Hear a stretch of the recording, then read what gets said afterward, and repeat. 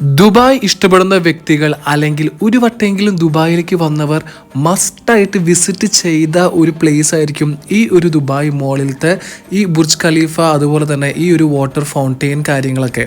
നമ്മൾ ആരായാലും എപ്പോഴായാലും ഒരു വട്ടം UAE ദുബായ് പോയിട്ടുണ്ടെങ്കിൽ എന്തായാലും ഈ ഒരു സ്ഥലത്തേക്ക് പോവാതിരുന്നതായിട്ട് ആരും തന്നെ ഉണ്ടാവില്ല കേട്ടോ. അത്രയും ഫ്രീ ആയിട്ടുള്ള ഒരു സ്പോട്ടാണ്. അത് മാത്രമല്ല വാട്ടർ ഫൗണ്ടെയിനും ഇവിടെ ഉണ്ട്. അതായത് അതും ഫ്രീ ആണ്.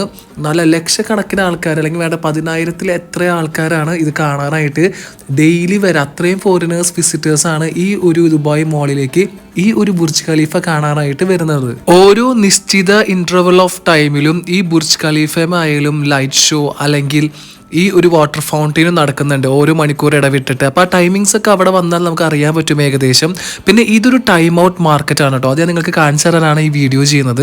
ഒരു ഷോപ്പിംഗ് മോൾ പോലെ അതിൻ്റെ അടുത്തുള്ള ഇമാറിൻ്റെ തന്നെ പ്രോപ്പർട്ടിയാണ്. അപ്പോൾ ഇമാർ എന്ന് പറയുമ്പോൾ എന്താണെന്ന് വെച്ചാൽ അവിടുത്തെ ഒരു ഡെവലപ്പേഴ്സാണ്. അതായത് ഈ ബുർജ് ഖലീഫ, ദുബായ് മോളൊക്കെ ഉണ്ടാക്കിയത് ഈ ഇമാർ എന്ന് പറഞ്ഞ ഗ്രൂപ്പാണ് കേട്ടോ. ഇമാർ ഗ്രൂപ്പിന്റെ ലേറ്റസ്റ്റ് അപ്ഡേറ്റ്സിൽ അവർ പറഞ്ഞിരിക്കുന്നത് മെയ് മുതൽ ഈ ഒരു വാട്ടർ ഫൗണ്ടെയിൻ ഉണ്ടാവില്ല. അതായത് ദുബായ് മോളാണ് one of the largest mall in the world എന്നാണ് പറയുന്നത്. അത് ഇത്രയും കൂടി അവർ എക്സ്പാൻഡ് ചെയ്യാൻ പോവാണ്. കാരണം വെച്ചാൽ ഒട്ടുമിക്ക ആൾക്കാർ ഞാൻ നേരത്തെ പറഞ്ഞ പോലെ ഈ ഒരു ദുബായ് മോളിലേക്കാണ് കൂടുതൽ വിസിറ്റേഴ്സ് വരുന്നത് ഈ ബുർജ് ഖലീഫ കാണാനായിട്ട്. അതൊരു ഐക്കോണിക് എന്താ പറയുക ഒരു സംഭവമാണ് ഈ ഒരു ബുർജ് ഖലീഫ എന്ന് പറയുന്നത്. അത്രയും ടോളസ്റ്റ് ബിൽഡിംഗ് ആണെന്നും കൂടി നമുക്ക് എല്ലാവർക്കും അറിയാം.